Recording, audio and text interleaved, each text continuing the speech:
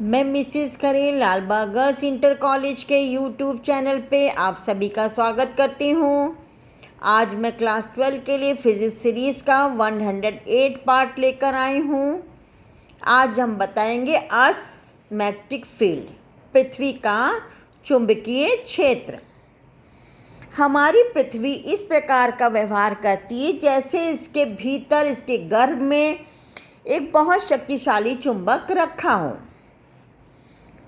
जिसका दक्षिणी ध्रुव पृथ्वी के उत्तरी ध्रुव की ओर, दक्षिणी ध्रुव पृथ्वी के उत्तरी ध्रुव की ओर तथा उत्तरी ध्रुव पृथ्वी के दक्षिण ध्रुव की ओर हो।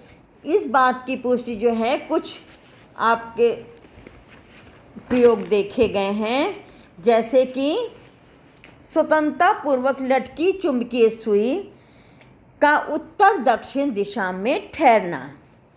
यदि हम किसी चुंबकीय सुई को इस प्रकार लटका दें कि वो क्षैतिज तल में घूमने के लिए स्वतंत्र हो, तो इसका उत्तरी ध्रुव सदैव उत्तर की ओर तथा दक्षिणी ध्रुव सदैव दक्षिण की ओर ठहरता है। दूसरा, पृथ्वी में गड़े लोहे के टुकड़े का चुंबक बन जाना। यदि हम लोहे के किसी क्षण को पृथ्वी के भीतर कुछ समय के लिए उस दिशा में गाड़ दें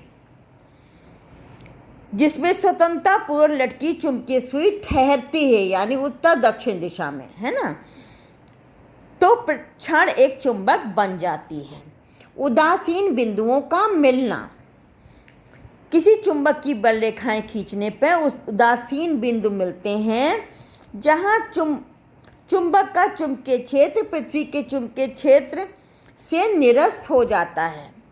यदि पृथ्वी का चुंबकीय क्षेत्र ना होता तो उदासीन बिंदु नहीं होते। ठीक है बच्चों, अब देखिए पृथ्वी की सतह पर किसी चुंबकीय सुई का व्यवहार।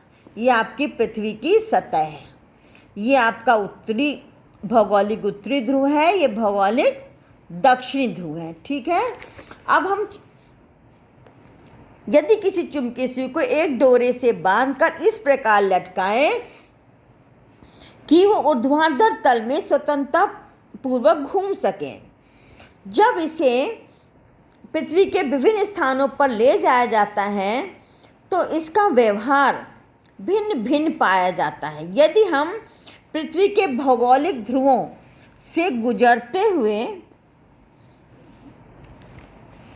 पृथ्वी का पूरा चक्कर लगाएं, तो चुंबकीय सुई दो स्थानों पर पृथ्वी की सतह के लंबवत हो जाती है तथा दो अन्य स्थानों पर पृथ्वी की सतह के समांतर होता है।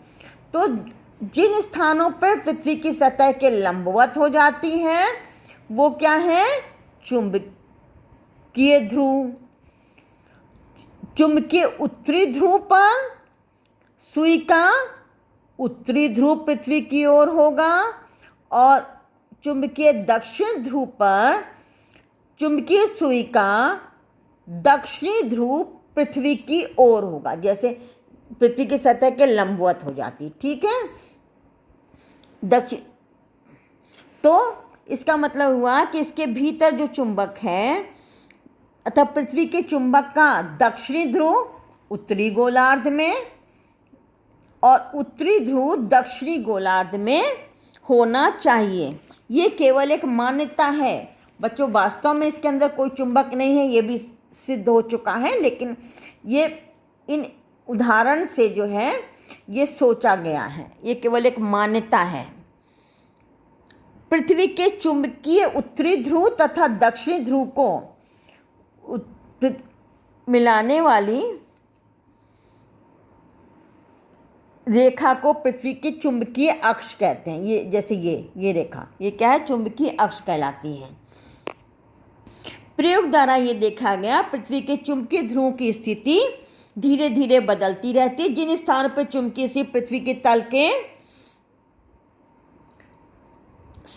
पृथ्वी की सतह के समांतर अर्थात क्षैतिज रहती है, इन स्थानों से गुजरने वाला तथा ध्रुवों को मिलाने वाली रेखा के लंबवत जो तल है इसको कहते हैं चुंबकीय निरक्ष। ये एक वृत्त होगा, समझ में आया? ये कैसे गोले को काटा जाए तो एक ये वृत्त मिलेगा। ये क्या है? चुंबकीय निरक्ष। ये रेड से मैंने बनाया है। ये चुंबकीय अक्ष है, ये क्या है? चुंबकीय निरक्ष। Magnetic equator. ठीक है, अब आइए कुछ और परिभाषाएं हैं। Elements of earth magnetic field. ये elements of earth magnetic field का ये पहला है दिक्पात का कोण, एंगल ऑफ डिक्लिनेशन।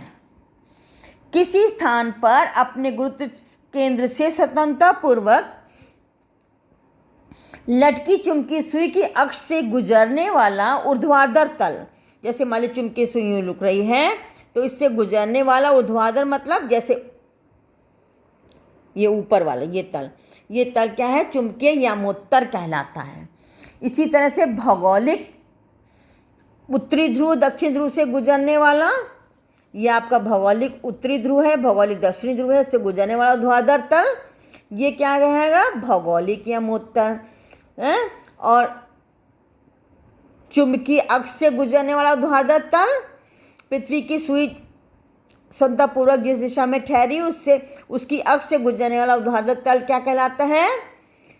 चुंबकीय यामोत्तर। ठीक है, तो ये जैसे ये है, इसके ये तल क्या है? चुंबकीय यामोत्तर, ऊर्ध्वाधर वाला तल है ना।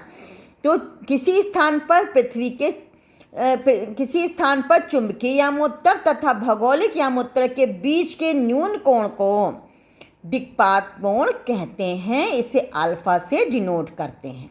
ठीक है, अब आइए नमन कोण अथवा नति कोण इंग्लिश में कहते हैं एंगल ऑफ डिप। यदि किसी चुंबकीय सुई को उससे गुरुत्व केंद्र से स्वतंत्रतापूर्वक इस प्रकार लटका दिया जाए कि ऊर्ध्वाधर तल में घूम सके तो चुंबकीय यामोत्तर में स्थिर होने पर सुई क्षैतिज दिशा से कुछ झुक जाती है। इस प्रकार की सुई को कहते हैं डिप निडल। पृथ्वी के उत्तरी गोलार्ध में नमन सुई का उत्तरी सिरा नीचे की ओर झुकता है, जबकि दक्षिणी गोलार्ध में सुई का दक्षिणी सिरा नीचे की ओर झुकता है। तो अब देखिए, इस अवस्था में सुई की चुंबकीय अक्ष तथा अक्ष चुंबकीय यामोत्तर में क्षैतिज दिशा के साथ जो कोण बनाती है उसे नमन कोण कहते हैं। तो नमन कोण वो है जो पृथ्वी के चुंबकीय क्षेत्र की दिशा तथा क्षैतिज दिशा के बीच बनता है। ये आपका सुई ऐसे रुक रही है तो ये क्षैतिज दिशा के साथ जो ये आपके चुंबकीय क्षेत्र की दिशा है, पृथ्वी के जो कोण बन रहा है थीटा, इसको कहते हैं नमन कोण। ठीक है, तो बच्चों हमने आपको बताया था कि दो स्थानों पे सुई जो है पृथ्वी के तल के लंबवत हो जाती है, यानी तो क्या होगा? तो हॉरिजॉन्टल साइड कैसा कोण बनेगा? 90 डिग्री। तो पोल्स पर क्या है? मैग्नेटिक पोल्स पर जो है चुंबकीय ध्रुवों पे ये नमन कोण का मान 90 डिग्री होगा। दो स्थानों पर पृथ्वी तल के समांतर हो जाती है, यानी क्षैतिज हो जाती है, ऐसे रहती है। दो स्थानों पे लंबवत हो जाती है, तो वहाँ पे नमन कोण क्या होगा? 0 होगा। समझ में आ रहा है? तो ध्रुवों पर नमन कोण 90 डिग्री और इक्वेटर पे चुंबकीय निरक्ष पे नमन कोण क्या होगा? 0 डिग्री। आज के लिए बस इतना ही, मिलते हैं नेक्स्ट पार्ट में।